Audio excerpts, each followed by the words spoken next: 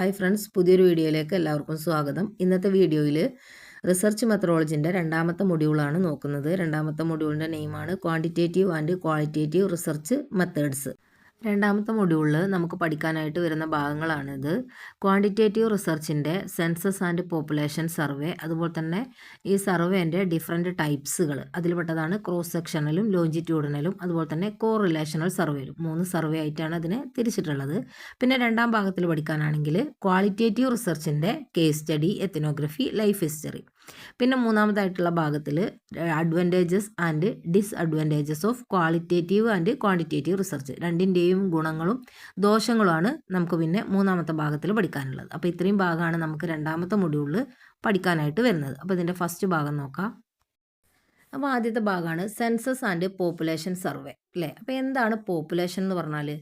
ഏതെങ്കിലും പഠന വിഷയത്തിലെ എല്ലാ ഇനങ്ങളും ചേർന്നതിനെയാണ് നമ്മൾ എന്ത് വിളിക്കുക? പോപ്പുലേഷൻ, അല്ലേ? അല്ലെങ്കിൽ ഒരു യൂണിവേഴ്സ്, അല്ലെങ്കിൽ ഒരു എന്താ പറയുക, ജനസംഖ്യ എന്ന് പറയുന്നത് ഏതെങ്കിലും പഠന വിഷയത്തിലെ എല്ലാ ഇനങ്ങളെയും ചേർന്നതിനെയാണ് നമ്മളത് വിളിക്കുക. അതേപോലെ ജനസംഖ്യയിലെ എല്ലാ വസ്തുതകളുടെയും പൂർണ്ണമായിട്ടുള്ള രൂപമാണ് ഇത് നമുക്ക് പറയാൻ പറ്റും.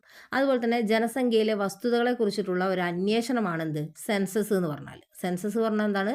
ജനസംഖ്യയിലെ തന്നെ വസ്തുതകളെ കുറിച്ചിട്ടുള്ള അന്വേഷണത്തിനെയാണ് സെൻസസ് എന്ന് പറയുക. അതായത് ഈ അന്വേഷണത്തിൽ എന്താവും? എല്ലാ കാര്യങ്ങളും പഠന വിധേയമാക്കുന്നുണ്ട്, അല്ലേ? സെൻസസിൽ എന്ത് ചെയ്യുന്നുണ്ട്? എല്ലാ കാര്യങ്ങളും പഠന വിധേയമാക്കുന്നുണ്ട്. അതുപോലെ തന്നെ ഏറ്റവും ഉയർന്നിട്ടുള്ള കൃത്യമായിട്ടുള്ള വിവരങ്ങൾ സെൻസസ് പഠനത്തിലൂടെ ലഭ്യമാണെന്ന് നമുക്ക് അനുമാനിക്കാൻ കഴിയും. അതേപോലെ തന്നെ ഇതിനെന്താണ്? ധാരാളം സമയവും പണവും അതുപോലെ തന്നെ പരിശ്രമമൊക്കെ ആവശ്യമായിട്ടുള്ളതാണ് എന്ത്? സെൻസസ് എന്ന് പറയുന്നത്, അല്ലേ? 10 വർഷത്തിൽ ഒരിക്കലാണ് എന്ത് ചെയ്യാറുള്ളത്? സെൻസസ് നടത്താറുള്ളത്, അല്ലേ? ഗവൺമെൻറ് ജനസംഖ്യ കണക്കെടുപ്പ് നടത്തുന്നത് എങ്ങനെയാണ്? 10 വർഷത്തിൽ ഒരിക്കൽ മാത്രമാണ് സെൻസസ് നടത്താറുള്ളത്. ഇതിനെന്തുണ്ട്? ധാരാളം സമയവും പണവും ഒക്കെ പരിശ്രമവും ഒക്കെ ആവശ്യമുള്ള ഒന്നാണ് എന്ത്? സെൻസസ് എന്ന് പറയുന്നത്. അതായത് ഭൂമിശാസ്ത്രപരമായിട്ടുള്ള വിവരങ്ങളുടെ ഏറ്റവും ചെറിയ തലം വരെ കൃത്യമായിട്ടുള്ള ഇടവേളയിൽ ഒരു രാജ്യത്ത് നടത്തപ്പെടുന്ന ജനസംഖ്യയുടെ ഔദ്യോഗിക കണക്കെടുപ്പാണ് സെൻസസ്. അപ്പോൾ സെൻസസ് എന്ന് പറഞ്ഞാൽ ശരിക്കും പറഞ്ഞാൽ എന്താണ്? ഭൂമിശാസ്ത്രപരമായിട്ടുള്ള വിവരങ്ങളുടെ ഏറ്റവും ചെറിയ തലം വരെ കൃത്യമായിട്ടുള്ള ഇടവേളകളിൽ ഒരു രാജ്യത്ത് നടത്തപ്പെടുന്ന ജനസംഖ്യയുടെ ഔദ്യോഗികമായിട്ടുള്ള കണക്കെടുപ്പിനെയാണ് എന്ത് വിളിക്കുന്നത്? സെൻസസ് എന്ന് പറയുന്നത്. ഇത് 10 വർഷത്തിൽ ഒരിക്കൽ മാത്രമാണ് എന്ത് ചെയ്യാറുള്ളത്? ഗവൺമെൻറ് നടത്താറുള്ളത്.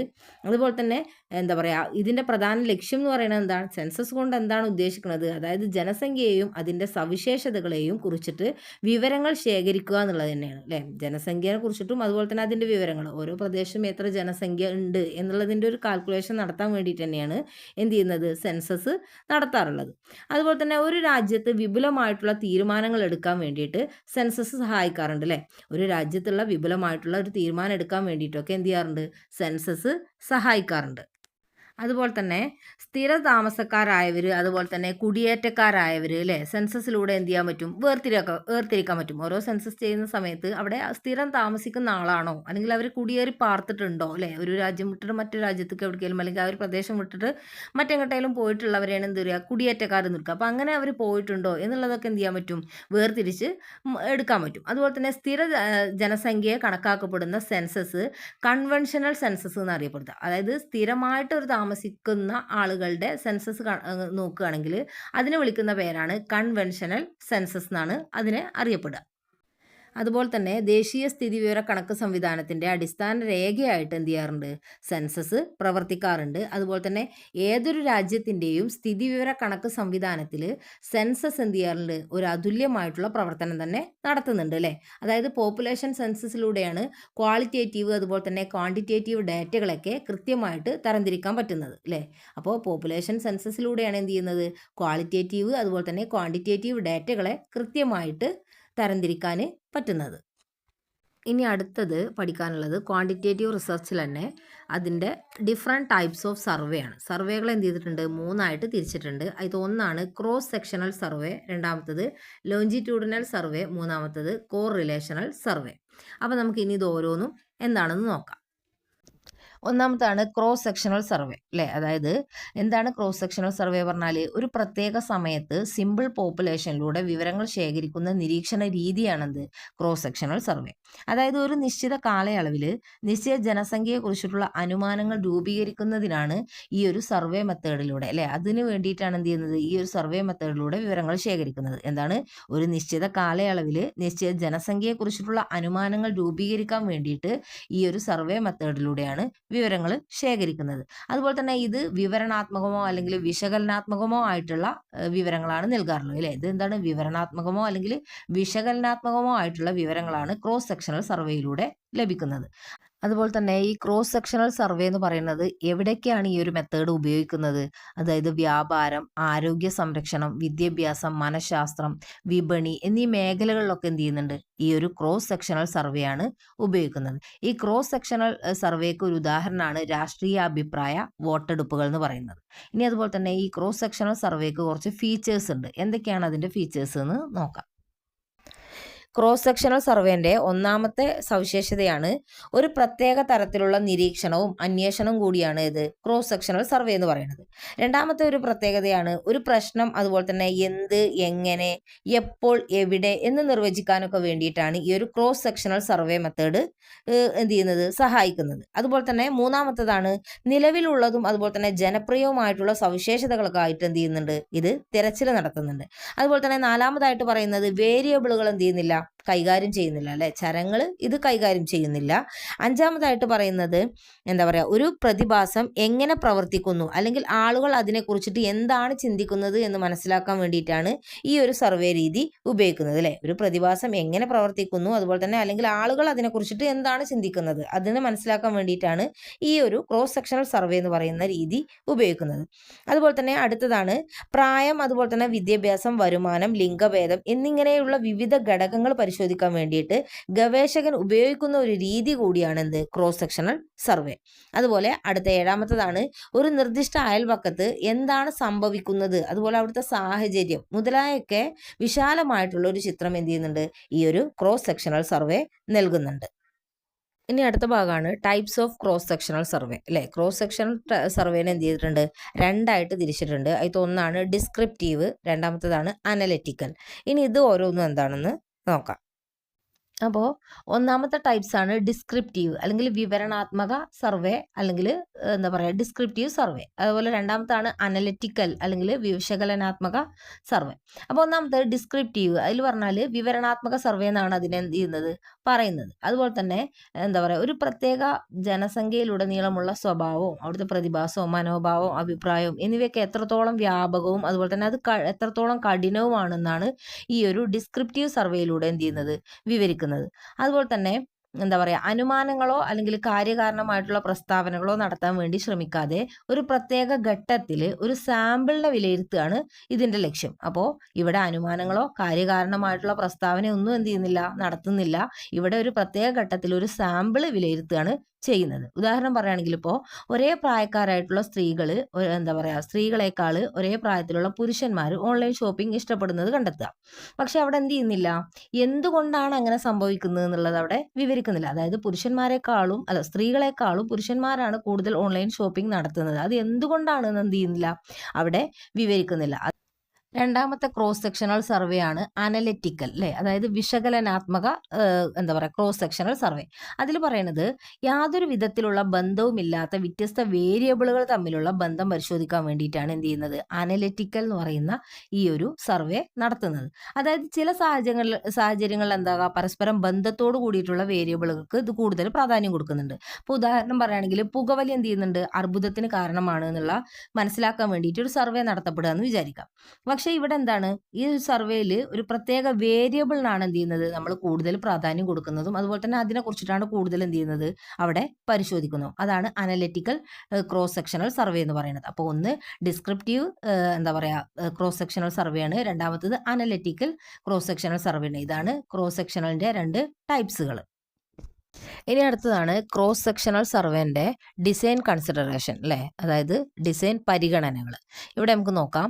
അതായത് ഈ ഒരു സർവേയിൽ പ്രതികരിക്കുന്നവരുമായിട്ട് ഇടപഴകുകയും അതുപോലെ തന്നെ താല്പര്യമുള്ള വേരിയബിളുകൾ ആവർത്തിച്ചിട്ടുള്ള അറിവ് ശേഖരണം നടത്തുകയാണ് ഈ ഒരു ഡിസൈൻ കൺസിഡറേഷനിലൂടെ ചെയ്യുന്നത്. അതുകൊണ്ട് തന്നെ സാമ്പിൾ സർവേ, അതുപോലെ ചോദ്യാവലി, രൂപകൽപ്പന എന്നിവയിലെ വ്യവസ്ഥകളൊക്കെ എന്ത് ചെയ്യണം? ഈ ഡിസൈൻ കൺസിഡറേഷനിൽ പാലിക്കണം. അതുപോലെ തന്നെ ഇതിന് കുറച്ച് ഇനി സ്റ്റെപ്പുകളുണ്ട്. അപ്പോൾ ഏതൊക്കെയാണ് ഇനി ആ സ്റ്റെപ്പുകൾ നമുക്ക് നോക്കാം. അപ്പോൾ നോക്കാം ഏതൊക്കെ സ്റ്റെപ്പുകളാണ് ക്രോസ് സെക്ഷണൽ സർവേയുടെ എന്താ പറയുക ഡിസൈൻ ചെയ്യാനുള്ള അല്ലെങ്കിൽ രൂപകൽപ്പന ചെയ്യാനുള്ള ഘട്ടങ്ങൾ നോക്കാം. 4 ഘട്ടങ്ങളാണ് വരുന്നത്. ഒന്ന് കൺസെപ്റ്റലൈസേഷന്, അതല്ലെങ്കിൽ അതിന് മറ്റൊരു പേരാണ് റിസർച്ച് ഡിസൈനിങ്. രണ്ടാമത്തതാണ് സാമ്പിൾ ഡിസൈനിങ്. മൂന്നാമത്തതാണ് ക്വസ്റ്റ്യനെയർ അല്ലെങ്കിൽ other data collection instrument design. നാലാമത്തതാണ് ഓപ്പറേഷൻ പ്ലാനിങ്. അപ്പോൾ ഈ 4 സ്റ്റെപ്പുകളാണ് വരുന്നത്. ഒന്നുകൂടെ പറയാം. ഒന്നെന്താണ് കൺസെപ്റ്റലൈസേഷൻ അല്ലെങ്കിൽ ആശയവൽക്കരണം എന്നാണ് അതിൻ്റെ മലയാളം. രണ്ടാമത്തതാണ് സാമ്പിൾ ഡിസൈന്. മൂന്നാമത്തത് ക്വസ്റ്റ്യനെയർ. നാലാമത്തത് ഓപ്പറേഷൻ പ്ലാനിങ്. അപ്പോൾ ഒന്നാമത്തതാണ് കൺസെപ്റ്റലൈസേഷൻ അല്ലേ. അതിലെന്തൊക്കെയാണ് ഉൾക്കൊള്ളുന്നത് നോക്കാം. അതായത് ആശയവൽക്കരണം. അതിൽ ഉൾപ്പെടുന്നത് ഒന്നാമത്തത് ഗവേഷണ ജനസംഖ്യ എന്ത് ചെയ്യുക? തീരുമാനിക്കുക. രണ്ടാമത്തത് ഹൈപ്പോത്തസിസ് രൂപീകരിക്കുക അല്ലെ, അല്ലെങ്കിൽ പരികൽപ്പന എന്ത് ചെയ്യുക? രൂപീകരിക്കുക. മൂന്നാമത്തത് ആശ്രിത വേരിയബിളുകൾ നിർവചിക്കുക. നാലാമത്തത് സ്റ്റാൻഡേർഡ് എറർ അല്ലെങ്കിൽ സ്റ്റാൻഡേർഡിലുള്ള പെശക്. അതുപോലെ തന്നെ കോൺഫിഡൻസ് അല്ലെ, ആത്മവിശ്വാസം. അതുപോലെ ഇന്റർവെൽ ഇടവേളകൾ. അതുപോലെ തന്നെ സ്റ്റാറ്റിസ്റ്റിക്കൽ പവർ എന്നിവ പോലുള്ള കൃത്യത ലെവലുകളൊക്കെ എന്ത് ചെയ്യുക? നിർവചിക്കുക. അഞ്ചാമത്തതാണ് സർവേ ആവർത്തിക്കണോ അല്ലെങ്കിൽ അത് വേണ്ടയോ എന്ന് തീരുമാനിക്കുക. ആറാമത്തത് ബജറ്റ് നിയന്ത്രണങ്ങളൊക്കെ എന്ത് ചെയ്യുക? സ്ഥാപിക്കുക. ഏഴാമത്തതാണ് ശേഖരിക്കുന്ന ഡാറ്റയുടെ തരം നിർണ്ണയിക്കുക അല്ലെ, ശേഖരിച്ച് കിട്ടിയിട്ടുള്ള ഡാറ്റ എത്രമാത്രം ഉള്ളതാണ് എന്നുള്ളത് എന്ത് ചെയ്യുക? നിർണ്ണയിക്കുക. അതായത് ചെലവിനും മറ്റു ഘടകങ്ങൾക്കും ഒക്കെ ഒരു നിശ്ചിത ഡാറ്റ ശേഖരണ മോഡ് ആവശ്യമാണ്. അപ്പോൾ കൺസെപ്റ്റലൈസേഷൻ അല്ലെങ്കിൽ ആശയവൽക്കരണത്തിൽ ഉൾപ്പെടുന്നത് 7 കാര്യങ്ങളാണ്. ഒന്ന് ഗവേഷണ ജനസംഖ്യയെ തീരുമാനിക്കുക. രണ്ടാമത്തത് ഹൈപ്പോത്തസിസ് രൂപീകരിക്കുക. മൂന്നാമത്തത് ആശ്രിത വേരിയബിളുകൾ നിർവചിക്കുക. നാലാമത്തത് സ്റ്റാൻഡേർഡ് എറർ അല്ലെങ്കിൽ സ്റ്റാൻഡേർഡ് പെശക്. അതുപോലെ കോൺഫിഡൻസ്, ആത്മവിശ്വാസം, ഇന്റർവെല്, അതുപോലെ തന്നെ ഇടവേളകൾ, സ്റ്റാറ്റിസ്റ്റിക്കൽ പവർ എന്നിവ പോലുള്ള കൃത്യത ലെവലുകളൊക്കെ എന്ത് ചെയ്യുക? നിർവചിക്കുക. അഞ്ചാമത്തത് സർവേ ആവർത്തിക്കണോ അല്ലെങ്കിൽ വേണ്ടയോ എന്ന് തീരുമാനിക്കുക. ആറാമത്തത് ബജറ്റ് നിയന്ത്രണങ്ങൾ സ്ഥാപിക്കുക. ഏഴാമത്തത് ശേഖരിക്കുന്ന ഡാറ്റയുടെ തരം നിർണ്ണയിക്കുക. ഇത്രയും കാര്യങ്ങളാണ് കൺസെപ്റ്റലൈസേഷൻ അല്ലെങ്കിൽ ആശയവൽക്കരണത്തിൽ ഉൾപ്പെടുന്നത്. ഇനി രണ്ടാമത്തത് നോക്കാം. ക്രോസ് സെക്ഷണൽ സർവേൻ്റെ രണ്ടാമത്തെ ഡിസൈനിങ് സ്റ്റെപ്പാണ് എന്ത്? Sample designing. ഈ സാമ്പിൾ ഡിസൈനിങ്ങിൻ്റെ സ്റ്റെപ്പുകളിൽ പെട്ടതാണ് ഒന്ന് സാമ്പിൾ ഫ്രെയിം എന്ത് ചെയ്യുക? തിരഞ്ഞെടുക്കുക അല്ലെ, ചൂസിങ് എ സാമ്പിൾ ഫ്രെയിം. രണ്ടാമത്തതാണ് identifying the strata to be used. എന്താ പറയുന്നത്? അതായത് ഉപയോഗിക്കേണ്ട രീതി എന്ത് ചെയ്യുക? തിരിച്ചറിയുക. മൂന്നാമത്തത് choosing either a single stage, clustered or multi stage designing for the sample. എന്താ പറയണത്? ഒന്നില്ലെങ്കിൽ ഈ ഒരു ഡിസൈനിങ്ങിനൊപ്പം തന്നെ സിംഗിൾ സ്റ്റേജ്, അതുപോലെ തന്നെ ക്ലസ്റ്റേർഡ് അല്ലെങ്കിൽ മൾട്ടി സ്റ്റേജ് എന്നിവ തിരഞ്ഞെടുക്കുക അല്ലെ. സാമ്പിൾ ഡിസൈനിങ്ങിനൊപ്പം തന്നെ എന്ത് ചെയ്യുക? സിംഗിൾ സ്റ്റേജ് അല്ലെങ്കിൽ ക്ലസ്റ്റേർഡ് അല്ലെങ്കിൽ മൾട്ടി സ്റ്റേജ് എന്നിവ തിരഞ്ഞെടുക്കുക. നാലാമത്താണ് ഡിറ്റർമൈനിങ് ദ സാമ്പിൾ സൈസ്. അതായത് സാമ്പിളിന്റെ വലുപ്പം എന്ത് ചെയ്യുക? നിർണ്ണയിക്കുക. ഈ 4 സ്റ്റെപ്പുകളാണ് സാമ്പിൾ ഡിസൈനിങ്ങിൽ വരുന്നത്. ഇനി അടുത്തത് നോക്കാം. അടുത്ത ക്രോസ് സെക്ഷണൽ സർവേൻ്റെ ഡിസൈൻ ചെയ്യുന്നതിൻ്റെ സ്റ്റെപ്പാണ് ക്വസ്റ്റ്യനെയർ ഡിസൈൻ അല്ലേ, ചോദ്യാവലി തയ്യാറാക്കുക എന്നുള്ളത്. അതായത് ആശയവൽക്കരണ പ്രക്രിയ എന്ത് ചെയ്യുന്നുണ്ട്? ചോദ്യാവലി രൂപീകരിക്കുന്നതിലേക്ക് നയിക്കുന്നുണ്ട്. അതുപോലെ തന്നെ മുൻ പഠനങ്ങളിലൊക്കെ ഉപയോഗിച്ചിട്ടുള്ള ചോദ്യങ്ങളെക്കാൾ പുതിയ ചോദ്യങ്ങൾക്കാണ് എന്ത് ചെയ്യുന്നത്? പ്രാധാന്യം കൊടുക്കുന്നത്. അതുപോലെ തന്നെ ചോദ്യങ്ങളുടെ ഘടന, അതുപോലെ വിവരശേഖരണ രീതിയൊക്കെ എന്ത് ചെയ്യുന്നുണ്ട്? സ്വാധീനിക്കുന്നുണ്ട് അല്ലേ. ചോദ്യങ്ങളുടെ ഘടന എന്ത് ചെയ്യുന്നുണ്ട്? വിവരശേഖരണ രീതിയെ സ്വാധീനിക്കുന്നുണ്ട്. അതുകൊണ്ട് തന്നെ ഇവിടെ ചോദ്യാവലി, അതായത് ഡയറക്റ്റ് ആയിട്ടുള്ള ക്വസ്റ്റ്യൻ ചോദിക്കുന്ന ഒരു ചോദ്യാവലി രീതി ആയതുകൊണ്ട് തന്നെ ഇവിടെ എന്ത് ചെയ്യണം? ടെലിഫോണിലൂടെയുള്ള സർവേ എന്ത് ചെയ്യണം? ഇവിടെ ഒഴിവാക്കുകയാണ് വേണ്ടത്. നാലാമത്തെ സ്റ്റെപ്പാണ് ഓപ്പറേഷൻ പ്ലാനിങ് അല്ലേ. ഇവിടെ വിവരശേഖരണ രീതി പ്രവർത്തനാസൂത്രണത്തിൽ എന്ത് ചെയ്യുന്നുണ്ട്? വളരെയധികം തന്നെ പങ്കുവഹിക്കുന്നുണ്ട്. ഇവിടെ അതേപോലെ സ്റ്റാഫിങ്, അതുപോലെ ഷെഡ്യൂളിങ്, അതുപോലെ തന്നെ ട്രെയിനിങ് അല്ലെങ്കിൽ പരിശീലനം, അതുപോലെ നിരീക്ഷണം, ഇതൊക്കെ എന്താണ്? ഈ പദ്ധതിയുടെ ഭാഗമായിട്ട് ഉള്ളതാണ്. അതുപോലെ തന്നെ സൂപ്പർവൈസേഴ്സ്, അതുപോലെ തന്നെ കോഡേഴ്സ്, ഡാറ്റ എൻട്രി ഓഫീസേഴ്സ്, അതുപോലെ തന്നെ എന്താ പറയുക ഫീൽഡ് ലിസ്റ്റേഴ്സ് അല്ലേ, ഇവരൊക്കെ ടെലിഫോൺ വ്യക്തിഗത അഭിമുഖം നടത്തുന്നവരായിട്ട് ആവശ്യമായിട്ടുള്ള ഇതാണ് ഈ ഒരു ഓപ്പറേഷൻ പ്ലാനിങ്ങിൽ. അതുപോലെ തന്നെ പ്രകൃതി ദുരന്തങ്ങൾ, അതുപോലെ തന്നെ യുദ്ധങ്ങൾ, തീവ്രവാദ ആക്രമണങ്ങൾ, ഇലക്ഷൻ സ്പോട്ടിംഗ് ഈവൻസ് എന്നിവ പോലുള്ളതൊക്കെ എല്ലാം ക്രോസ് സെക്ഷണൽ സ്ഥിതിവിവര കണക്കിലൂടെയാണ് വിലയിരുത്താറ് അല്ലേ. ഇങ്ങനത്തെ കാര്യങ്ങളൊക്കെ എന്ത് ചെയ്യുന്നുണ്ട്? ക്രോസ് സെക്ഷണൽ എന്താ പറയുക സ്ഥിതിവിവര കണക്കിലൂടെ വിലയിരുത്താറുണ്ട്. അതുപോലെ തന്നെ എല്ലാ തലങ്ങളിലും പ്രത്യേകിച്ച് അഭിമുഖം നടത്തുന്നവർക്കിടയിലെ പരിശീലനവും നിയന്ത്രിത നിരീക്ഷണവും ഒക്കെ ഡാറ്റൻ്റെ ഗുണനിലവാരത്തെയാണ് ബാധിക്കാറ് അല്ലേ. ഓരോ എല്ലാ തലങ്ങളിലും പ്രത്യേകിച്ച് എന്താണ് അഭിമുഖം നടത്തുന്നവർക്കിടയിൽ ഉള്ള ഒരു പരിശീലനവും അതിൻ്റെ നിയന്ത്രണ നിരീക്ഷണവും ഒക്കെ ഡാറ്റയുടെ ഗുണനിലവാരത്തെയാണ് ബാധിക്കുക. ഇതാണ് ഓപ്പറേഷൻ പ്ലാനിങ്ങിൽ പറയാനുള്ളത്. അപ്പോൾ അതിൻ്റെ 4 സ്റ്റെപ്പുകളും കഴിഞ്ഞു. ഇനി അടുത്ത ഭാഗമാണ് strength of cross sectional survey അല്ലേ. ഈ ഒരു ക്രോസ് സെക്ഷണൽ സർവേൻ്റെ സ്ട്രെങ്ത്തും അതുപോലെ തന്നെ ചലഞ്ചസും നോക്കാണ്ട്. അപ്പോൾ നമുക്ക് അതിൻ്റെ ആദ്യം strength of cross sectional survey നോക്കാം. അതായത് മറ്റു സമീപനങ്ങളെ അപേക്ഷിച്ച് എളുപ്പവും ചിലവ് കുറഞ്ഞതുമാണ് എന്ത് ക്രോസ് സെക്ഷണൽ സർവേ എന്ന് പറയുന്നത്. അതുപോലെ തന്നെ ആളുകളുടെ പ്രശ്നങ്ങൾ മനസ്സിലാക്കുന്നതിനാണ് ഇത് വളരെ ഉപയോഗപ്രദമായിട്ടുള്ളത്. അതുപോലെ തന്നെ ഒരു നിമിഷത്തിൽ വ്യത്യസ്ത വേരിയബിൾസ് മനസ്സിലാക്കാൻ പറ്റും അല്ലേ. ഒരു നിമിഷത്തിൽ തന്നെ എന്ത് ചെയ്യാൻ പറ്റും, വ്യത്യസ്ത വേരിയബിളുകളെ മനസ്സിലാക്കാൻ ക്രോസ് സെക്ഷനിലൂടെ പറ്റും. അതുപോലെ തന്നെ വൈരുദ്ധ്യങ്ങൾ മനസ്സിലാക്കാനും ഈ ഒരു ക്രോസ് സെക്ഷണൽ സർവേയിലൂടെ നടക്കുന്നുണ്ട്. ഇനി ഇതിൻ്റെ challenges of A cross sectional survey അല്ലേ. അതായത് ഒരു നിശ്ചിത കാലയളവിൽ മാത്രമുള്ള പഠനമാണ് എന്ത് ഈ ഒരു ക്രോസ് സെക്ഷണൽ സർവേ എന്ന് പറയുന്നത്. അതുപോലെ തന്നെ കാര്യകാരണ ബന്ധങ്ങൾ കണ്ടെത്തുന്നില്ല അല്ലേ. ഇതിലെന്ത് നടത്തുന്നില്ല, അതിൻ്റെ ഒരു കാര്യകാരണം അതെന്തുകൊണ്ട് നടന്നു അങ്ങനെയുള്ള ഒരു കാര്യകാരണ ബന്ധങ്ങൾ എന്ത് ചെയ്യുന്നില്ല, കണ്ടെത്തുന്നില്ല. അതുപോലെ തന്നെ ആഴത്തിലുള്ള പഠനവും എന്തല്ല ഇവിടെ സാധ്യമല്ല. അതാണ് ക്രോസ് സെക്ഷണലിൻ്റെ ചലഞ്ചസ് എന്ന് പറയുന്നത്. നമ്മൾ ഇത്രയും സമയം പറഞ്ഞത് സർവേൻ്റെ ഒരു ടൈപ്സ് ആണെന്ത് ക്രോസ് സെക്ഷണൽ സർവേ. അത് നമ്മൾ ഇത്രയും സമയം പറഞ്ഞത് കഴിഞ്ഞു. ഇനി അടുത്ത ഒരു സർവേൻ്റെ ടൈപ്സ് ആണ് ലോഞ്ചിറ്റ്യൂഡിനൽ അല്ലേ. എന്താണ് ലോഞ്ചിറ്റ്യൂഡിനൽ എന്ന് നോക്കാം. അപ്പം നോക്കുക, എന്താണ് ലോഞ്ചിറ്റ്യൂഡിനൽ സർവേ എന്ന് പറഞ്ഞാൽ, അതായത് ഒരേ സാമ്പിളിൽ നിന്ന് വ്യത്യസ്ത സമയങ്ങളിൽ വിവരം ശേഖരണം നടത്തുന്ന ഒരു സർവേയാണ് ഇത് ലോഞ്ചിറ്റ്യൂഡിനൽ സർവേ അല്ലെങ്കിൽ രേഖാംശ സർവേ എന്നുള്ളത്.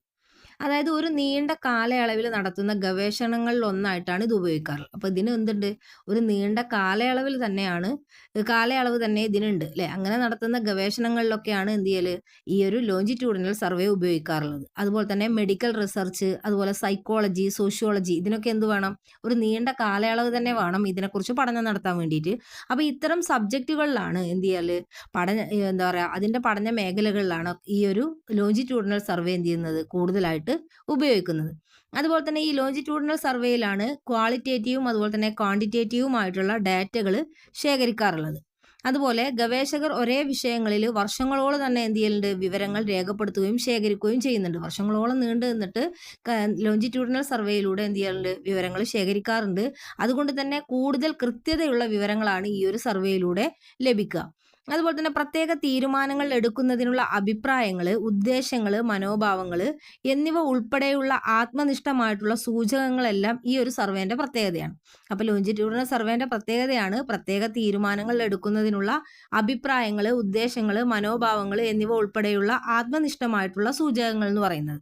അതുപോലെ തന്നെ ഇതിലൂടെ ഒരു വേരിയബിളിനെ മാത്രമുള്ളൂ എന്ത് ചെയ്യാൻ പറ്റുക, നിരീക്ഷിക്കാനും അതുപോലെ തന്നെ അതിനെക്കുറിച്ച് പഠനം നടത്താനും പറ്റുക. ഒരൊറ്റ വേരിയബിൾ മാത്രമാണ് എന്ത് ചെയ്യുന്നത്, ലോഞ്ചിറ്റ്യൂഡിനൽ സർവേയിലൂടെ നിരീക്ഷിക്കുകയും അതുപോലെ തന്നെ അതിനെക്കുറിച്ചിട്ട് പഠിക്കുകയും ചെയ്യുന്നത്.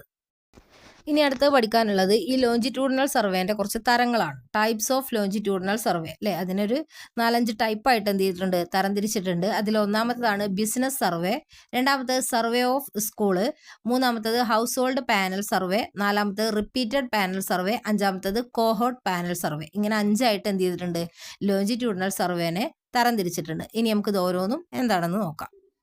ഒന്നാമത്താണ് ബിസിനസ് സർവേ. അതായത് നാഷണൽ അല്ലെങ്കിൽ ലോക്കൽ വ്യാപാര മേഖലകളിൽ നടത്തുന്ന സ്ഥിതിവിവര കണക്കിന് ഉപയോഗിക്കുന്ന സർവേയുടെ ഒരു രീതിയാണത് ബിസിനസ് സർവേ എന്ന് പറയുന്നത്.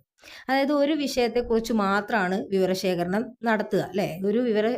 ഒരു വിഷയത്തിനെ കുറിച്ചിട്ട് മാത്രമുള്ളൂ എവിടെ വിവരശേഖരണം നടത്തുക, ബിസിനസ് സർവേയിൽ വിവരശേഖരണം നടത്തുക. അതാണ് ഈ ഒരു ബിസിനസ് സർവേൻ്റെ പ്രത്യേകത എന്ന് പറയുന്നത്. അതുപോലെ സാധാരണയായിട്ട് വ്യാപാര മേഖലകളിൽ ഉൽപ്പന്നങ്ങളെ കുറിച്ചിട്ടും അവയുടെ വിതരണത്തെക്കുറിച്ചൊക്കെയാണ് എന്ത് ചെയ്യുക, വിവരങ്ങൾ ശേഖരിക്കുന്നത്. അതുപോലെ പ്രതിമാസമോ അല്ലെങ്കിൽ 3 മാസമോ അല്ലെങ്കിൽ 3 ആഴ്ചയോ പോലെ കൃത്യമായിട്ടുള്ള ഇടവേളകളിൽ ഡാറ്റകൾ ശേഖരിക്കുന്ന ഒരു സർവേ കൂടിയാണ് എന്ത് ബിസിനസ് സർവേ എന്ന് പറയുന്നത്. അപ്പോൾ ഇനി രണ്ടാമത്തെ സർവേ നോക്കാം. രണ്ടാമത്താണ് സർവേ ഓഫ് സ്കൂൾ അല്ലേ. അതായത് സ്കൂൾ ജീവനക്കാർക്കിടയിൽ, അതുപോലെ തന്നെ ബിരുദധാരികൾക്കിടയിൽ, അതുപോലെ തന്നെ പരിശീലകർക്കിടയിൽ, ഇവർക്കൊക്കെ ഇടയിൽ നടത്തുന്ന സർവേ ആണ് ഇത് സർവേ ഓഫ് സ്കൂൾ എന്ന് പറയുന്നത്. അതുപോലെ വിദ്യാഭ്യാസമോ അല്ലെങ്കിൽ പരിശീലനമോ നൽകുന്ന സർവകലാശാലകളിലും ഗവൺമെന്റ് സ്ഥാപനങ്ങളിലും മറ്റു ഉത്തരവാദിത്തമുള്ള പ്രൈവറ്റ് സ്ഥാപനങ്ങളിലൊക്കെ നടത്തി വരുന്ന ഒരു സർവേ ആണ് ഇത് ഈ സർവേ ഓഫ് സ്കൂൾ എന്ന് പറയുന്നത് അല്ലേ. അതായത് സ്കൂൾ ജീവനക്കാർക്കിടയിൽ അല്ലെങ്കിൽ ബിരുദധാരികൾക്കിടയിൽ പരിശീലകർക്കിടയിൽ ഇവർക്കൊക്കെ ഇടയിൽ നടത്തുന്ന ഒരു സർവേ ആണ് ഇത് സർവേ ഓഫ് സ്കൂൾ എന്ന് പറയുന്നത്. അതുപോലെ സാധാരണയായിട്ട് ഒന്നോ അതിലധികമോ നിയന്ത്രിത ഗ്രൂപ്പുകളാണ് ഇത്തരം സർവേകൾ നടത്തുന്നത്. അപ്പൊ ഇത്തരം സർവേകൾ നടത്തുന്നത് ഏതാണ്? ഒന്നോ അതിലധികമോ നിയന്ത്രിത ഗ്രൂപ്പുകളാണ് ഈ ഒരു സർവേ ഓഫ് സ്കൂൾ നടത്തുന്നത്. മൂന്നാമത്തെ ലോഞ്ചിറ്റ്യൂഡിനൽ സർവേ ആണ് ഹൗസ് ഹോൾഡ് പാനൽ സർവേ എന്ന് പറയുന്നത്. അതായത് ബഹുവിഷയത്തിൽ അതുപോലെ വിവിധ ഉദ്ദേശത്തോടെയൊക്കെ നടത്തുന്ന സർവേ ആണ് എന്ത്? ഹൗസ് ഹോൾഡ് പാനൽ സർവേ എന്ന് പറയുന്നത്. അതുപോലെ തന്നെ ഒരു വ്യക്തി അവരുടെ കുടുംബത്തെ കുറിച്ച് തന്നെ നിശ്ചിത ഇടവേളകളിൽ വിവരങ്ങൾ ശേഖരിക്കുന്ന ഒരു രീതിയാണ് ഇത് ഈ ഹൗസ് ഹോൾഡ് പാനൽ സർവേ എന്ന് പറയുന്നത്. ഇത് വ്യക്തികൾക്ക് അവരുടെ മൊത്തത്തിലുള്ള ഒരു കുടുംബ പശ്ചാത്തലം വിശദമാക്കാനാണ് സഹായിക്കുന്നത്. അപ്പോൾ ഒരു വ്യക്തിക്ക് അവരുടെ മൊത്തത്തിലുള്ള ഒരു കുടുംബ പശ്ചാത്തലം വിശദമാക്കാൻ സഹായിക്കുന്ന ഒരു സർവേ ആണ് ഇത് ഹൗസ് ഹോൾഡ് പാനൽ സർവേ. ഉദാഹരണം പറയുകയാണെങ്കിൽ ഇപ്പോൾ കുടുംബ ബന്ധങ്ങൾ, അതിന്റെ ചെലവ്, അതുപോലെ തന്നെ താമസ രീതി, അങ്ങനത്തെ കാര്യങ്ങളൊക്കെ ഒരു സർവേയുടെ വിവരശേഖരണത്തിൽ ഉൾപ്പെടുത്താറുണ്ട്.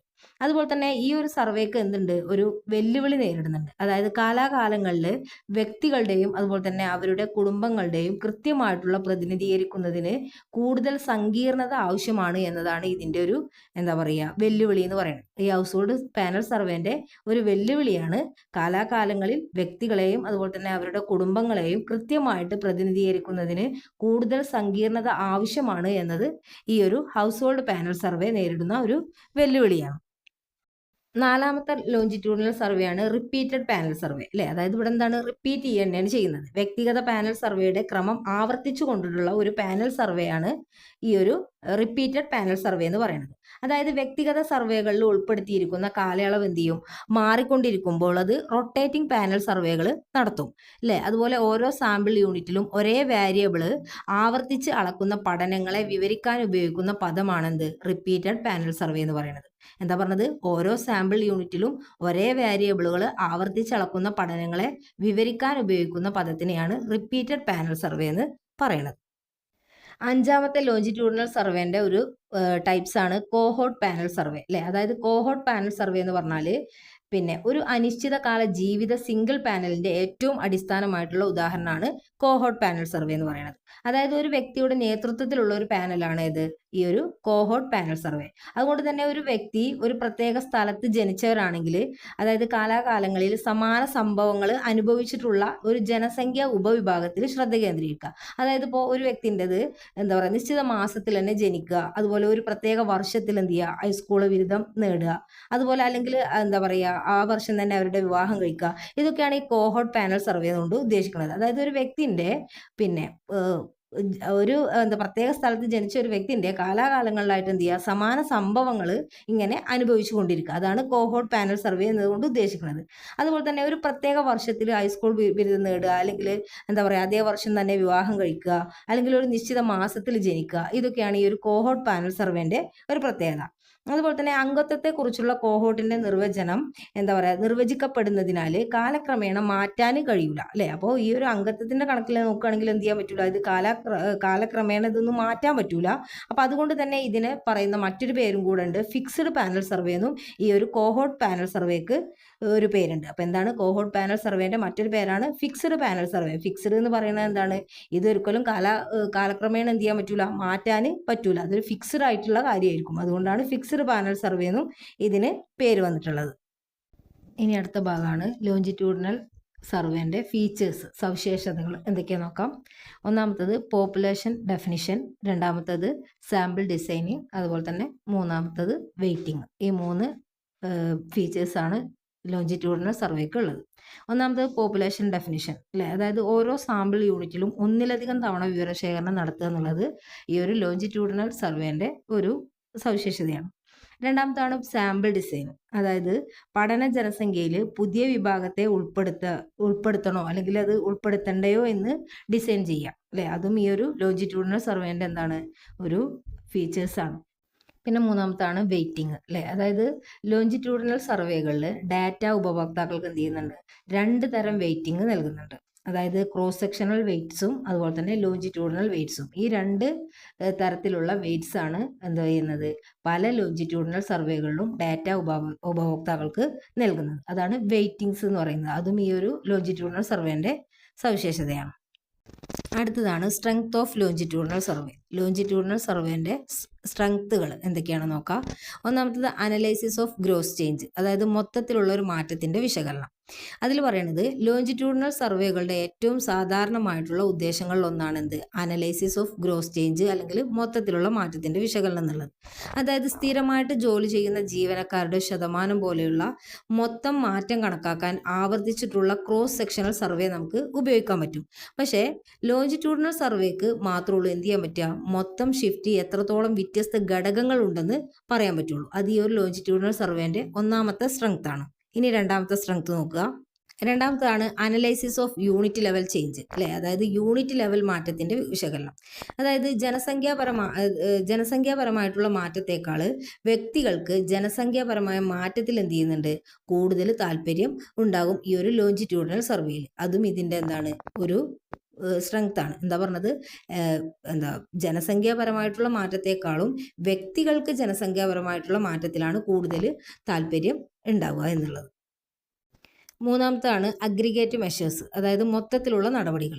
അതായത് വിവിധ കാലഘട്ടത്തിൽ നിന്നുള്ള നിരീക്ഷണങ്ങൾ ഉൾക്കൊള്ളുന്ന നടപടികൾ സ്വീകരിക്കാൻ നമ്മൾ ആഗ്രഹിക്കാന്ന് വെച്ചോ.